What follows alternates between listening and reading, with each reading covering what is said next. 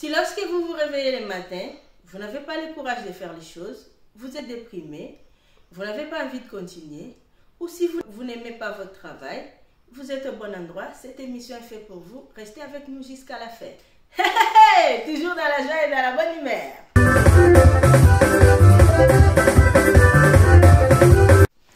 Bonjour.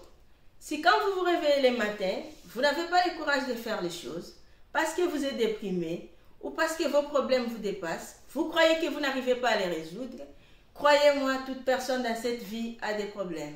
Ça dépend de vous, de comment vous allez faire pour résoudre vos problèmes. Même les plus riches, même ceux qui ont réussi dans la vie, ils ont toujours des problèmes. Je vous rassure, l'échec est fait pour nous encourager. L'échec, c'est la fondation de toute une vie. Ne pensez pas que parce que vous avez échoué quelque part, que vous allez échouer toute votre vie. Croyez-moi, le fait juste que vous soyez en vie, c'est déjà une victoire. Dans l'histoire de la fécondation, il y a des milliers de choses qui vont pour féconder l'ovule, mais il y a un seul. Et c'est un seul spermatozoïde, c'est vous. Donc, si vous avez réussi à être fécondé, c'est qu'il y a bien une raison. Chacun est sur cette terre pour une raison quelconque. Nous tous, on ne va pas faire les mêmes métiers, on ne va pas réussir notre vie pareil, parce que personne n'est égal à quelqu'un d'autre. Chacun de nous, Dieu l'a créé différemment. On ne va pas réussir tous les mêmes jours, ni tous à la même heure ou les mêmes années. Parce que chacun est venu à son tour. Même les jumeaux qui sont venus les mêmes jours à quelques minutes de différence, chacun a son parcours de vie. Qu'est-ce qui vous décourage? Est-ce que votre famille vous rejette? C'est pas grave. Faites votre part, allez vers eux, montrez-leur de l'amour et de l'affection. Si eux ne les reçoivent pas ou si vous rejettent, c'est pas grave. Au moins vous aurez fait ce qui devait être fait de votre part. Ce qui n'est pas à vous de le faire, vous n'avez pas le contrôle sur ça, donc ne vous inquiétez pas. Au moins, faites votre part. Si c'est votre compagnon, votre relation amoureuse qui ne vous convient plus, essayez d'en parler avec la personne.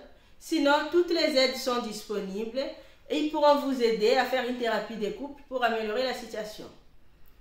Alors, là où vous êtes peut-être que vous souffrez, vous n'avez pas de papier ou vous n'êtes pas intégré, ce n'est pas grave, il y a toujours une solution. Il y a des associations pour vous aider.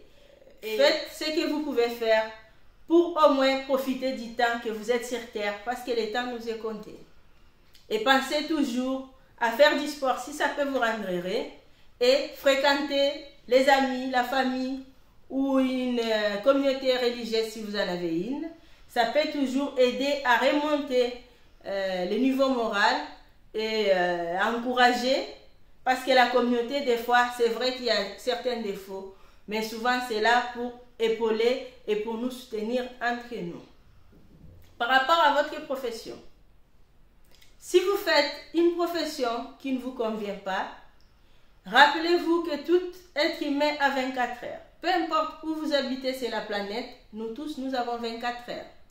Alors, essayez de rentabiliser votre 24 heures en partageant le minimum pour votre métier ou pour votre travail, votre business, peu importe ce que vous faites, pour la famille, pour votre foi si vous en avez une. Alors, pour ceux qui ne sont plus dans leur pays d'origine, qui ont changé de pays par exemple, et qui ne trouvent pas le travail auquel ils sont partis à l'école, ne restez pas à la maison couché parce que vous avez fait la médecine et qu'en ce moment peut-être vous n'arrivez pas à exercer la médecine, faites autre chose. Soyez productifs. Je vous assure, le fait de rester à la maison sans rien faire, ça va encore vous enfoncer dans la dépression.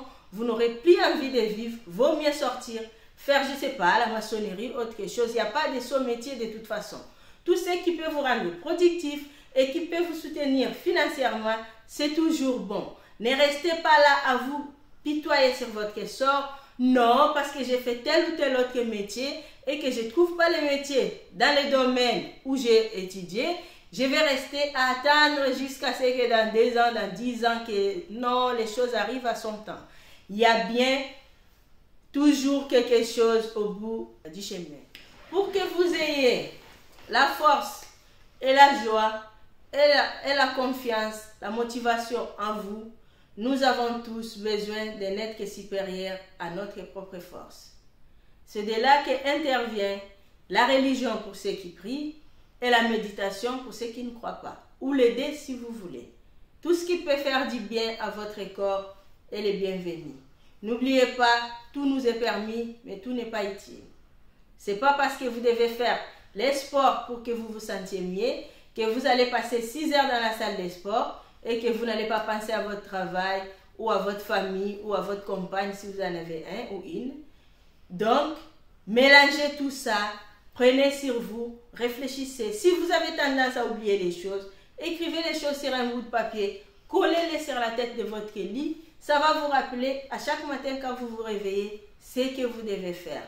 Ne remettez pas tout demain parce que demain nous appartient. Dans votre vie personnelle, vous devez toujours avoir un objectif, un but et des rêves. Et n'oubliez pas l'espoir. Ne perdez toujours pas espoir. Parce que tant que vous n'êtes pas dans votre cercueil, vous ne devez pas perdre espoir. L'espoir est la dernière chose qui meurt dans la vie de quelqu'un.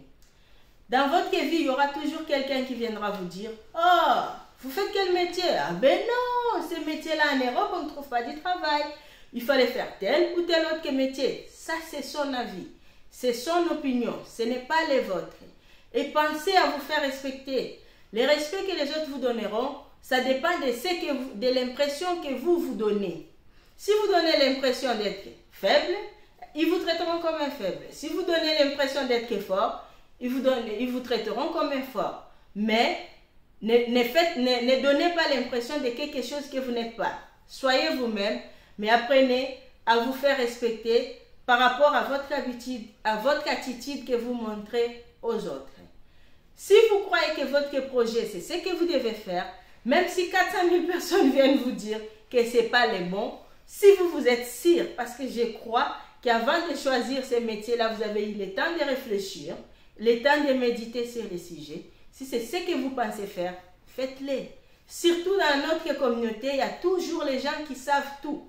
Ils sont médecins, police, tout. Ils ont tous les métiers dans leur tête.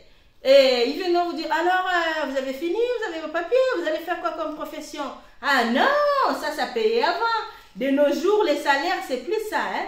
Je vous rassure, si vous faites ce métier-là, vous allez finir handicapé. Oh, vous allez faire quoi? Maçon? Non, vous finirez par tomber.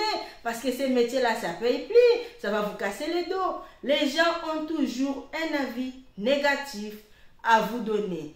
Et si vous regardez bien, ces genres de personnes, à la fin, ils n'ont rien fait de leur vie. Et vous savez qu'est-ce qu'ils attendent?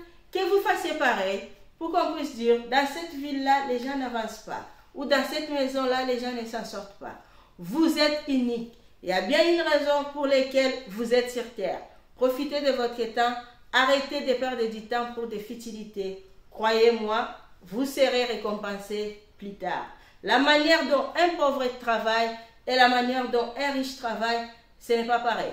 Les pauvres doivent travailler 2 fois plus pour récupérer les retards qu'on a accumulés, peut-être aussi que nos ancêtres ont accumulés. Rappelez-vous que les décisions que vous prenez aujourd'hui vont déterminer le destin de plusieurs personnes. Vous-même, votre compagne, vos enfants et peut-être votre famille.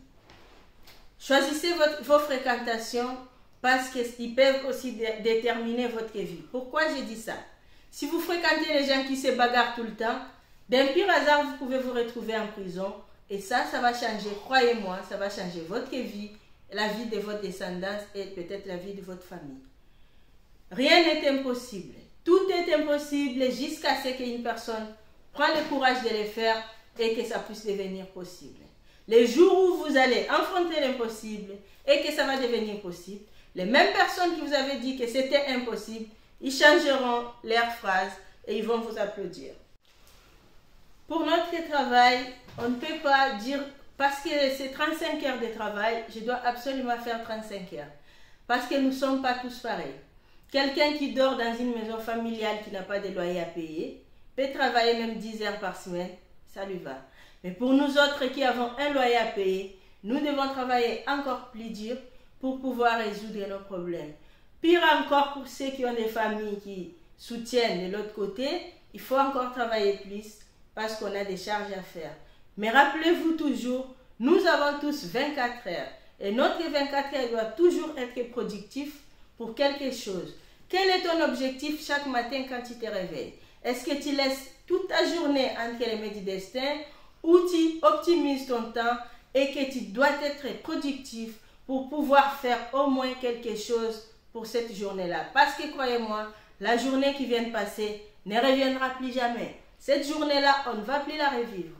Et demain va peut-être nous apporter son lot de surprises.